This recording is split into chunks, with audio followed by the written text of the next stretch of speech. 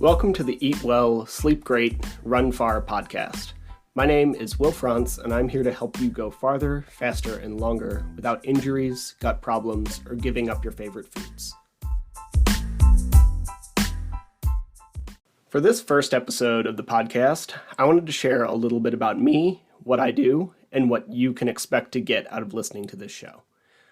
I am a lifelong athlete, and I've dabbled in a lot of different sports. Before I was 18, I tried everything, including football and baseball and tennis and track and wrestling and you name it.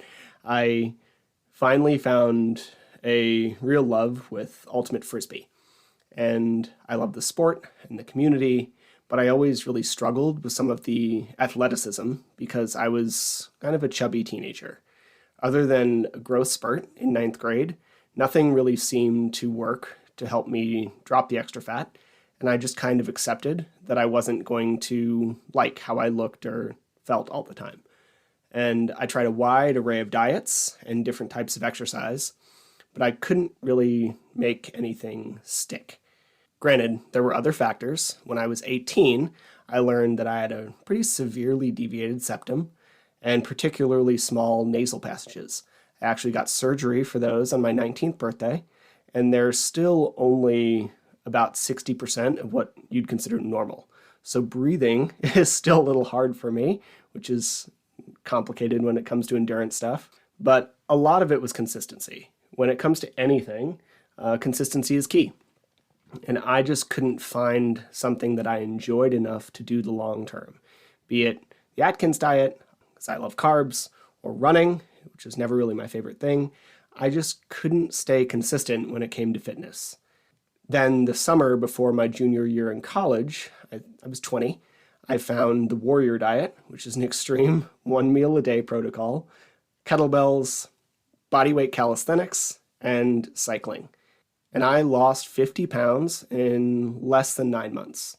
I got really strong, and I finally started to feel good about myself and how I looked. In retrospect, it was a little fast, and it set me up for some long-term setbacks, but it felt really great at the time. Fast forward a couple years, and I was cycling at least 200 miles per week between my job as a bike delivery guy and some long weekend rides. And while I loved my training and what it had done for me, I was tired all the time. But I just kind of figured that's what you had to do to get what you wanted. I've always idolized people like Henry Rollins and Jocko Willink, driven people who slept 5 or 6 hours per night and trained every day. And that's what I decided to do too. So I just leaned into the exhaustion. If I had to be tired to get where I wanted to be, I was more than willing to do that. And that was my story for quite a while. I trained hard, I didn't eat very much, I rarely slept, and I put in the work. And that style of training let me do a lot of great stuff. I ran a Tough Mudder, I helped my ultimate frisbee team get to the national finals in Korea, I hiked mountains in New Zealand and Japan, and then when I got back from teaching English in Korea, I decided I wanted to work at a ski resort. And that brought me to Park City, Utah. I worked for 1 winter as a liftie, and the following winter I took a job as a night shift groomer. I drove machines, I made snow flat, and I slept during the day. And I quickly learned that when you're working 70-plus hour weeks, never sleeping, and sitting down all the time, a lot of things change. I gained 30 pounds in about 3 months, and this was also the same year that my dad died after a long battle with liver disease. And if you've never seen someone at the end of liver disease, it's bleak. My dad has always been the strongest person I knew. He was great and just a brutally hard worker, and it was really hard to watch him fall apart from hepatic encephalitis. Anybody who's never watched someone go through that, it's very much like dementia. So if you've ever seen dementia, you know what it's like, and it's miserable for everyone. And all of that pushed me down a rabbit hole of learning about health and fitness. I started to study food and health. I learned the importance of sleep and recovery. I started to figure out that all of those injuries I had over the years, the sprained ankle and the separated shoulder and the knee problems, were at least partially a result of under-recovery. I learned I would probably have achieved a lot more of my goals if I took better care of myself and created a good balance of work to recovery. I would also be able to do more of this stuff for more years if I took care of myself and I wouldn't burn out in my 50s. So I got certified as both a personal trainer and nutrition coach, and I started to help people try to achieve their goals. And you'll notice up to this point, running was not a large part of my story. I've never been a big runner. I've done a lot of it in order to train for other sports, but it was always a means to an end. I didn't want to run. I wanted to climb mountains, stay fit, and play ultimate frisbee.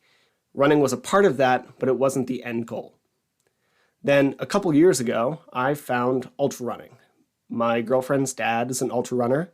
He helps to run the Twisted Fork race in Park City, Utah every year, and I was volunteered to help at an aid station. And this is where I learned about this sport. At the final aid station, about 40 miles into a 45-mile race. And I was fascinated. To be clear, I didn't have a whole lot of interest in doing it yet, but I didn't really even know this was a thing. Like, people run how far? And I know it's a played out joke. I don't even like to drive that far, but seriously, you're going to run 100 miles. I don't like to drive that far. It also made me think, like, could I do it? And I kept seeing these people come through the aid station in various stages of success or exhaustion, and I was wondering, could I do this? And then I started working with some endurance athletes, including ultra runners. It wasn't exactly intentional, it just sort of happened. I knew a bunch of people who knew ultra runners, and they knew I did nutrition, so I started helping people get their nutrition sorted to run for 12 hours, or do really long triathlons, or summit Everest. I was helping people get rid of race day gut issues and bonking that they'd been experiencing for years, so I leaned into it.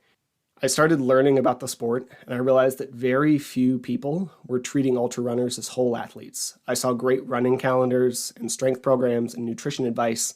I also saw a lot of garbage, but what I really noticed was a lack of personalization. There were very few people connecting the dots. This is why the keto diet worked for athlete A, but it makes you feel like you're about to die. This is why this particular supplement seemed to help your friend, but it's not working for you. This is why your race day nutrition should be different than athlete Y's. I saw a lot of opinions on everything, but there was very little explanation for why they might work for someone and yet not work for another person. And the more I learned, the more I fell in love with the sport. Here's this group of people that loves to do really hard shit outside. And I love to do hard shit outside. It's also just a group of people that wants to be better, but the sheer nature of the sport leads to a lot of misinformation. For example, most people shouldn't fuel a 50K the same as a 200-miler. Yes, they're both ultramarathons, but one is 6 times longer than the other. They're not the same activity, and we shouldn't train for them the same. Like, if you tell someone that Usain Bolt's training doesn't or shouldn't look the same as Eliud Kipchoge, that seems to make sense. Yet, when it comes to ultra running, we don't seem to understand that to quite the same degree. So I started a Facebook group, Trail and Ultra Running Nutrition, where I did live trainings, or I'm still doing live trainings every week. And now I'm going to do the same thing in podcast format. Personally, I'm still not a great runner, but I'm enjoying it for the first time in my life. And I've found a group of people that make sense to me. Most ultra runners are more than a little bit crazy, but you're all very much my type of crazy. You want to do really hard stuff outdoors. I get that, and I want to help you do it better. So that's what this podcast is. It's a place to learn how you can get better at this crazy sport, because running is complicated. It is hard, and when it comes to training, everything matters. For most of us, training isn't everything. We have lives outside of running, but everything is training. How we eat and sleep and live all affect our performance. And I just want to help you find your whole self as an athlete so you can get the most out of your training and enjoy this sport for years to come. I know this episode was a little short on information. I'm going to drop it at the same time as I drop a few other episodes, so if you want to know more about the actual aspects of training, go listen to those. If you stuck around for this one, thank you very much. And keep an eye on this feed. It will keep updating week to week. Thank you for being here. Thank you for listening to the show. To be clear, I'm not a doctor nor a registered dietitian, and nothing you heard was medical advice. You should always speak with a qualified medical professional before making any changes to your training regimen. If you enjoy the podcast or found it useful, please take a couple seconds to give it a rating or share it with a friend.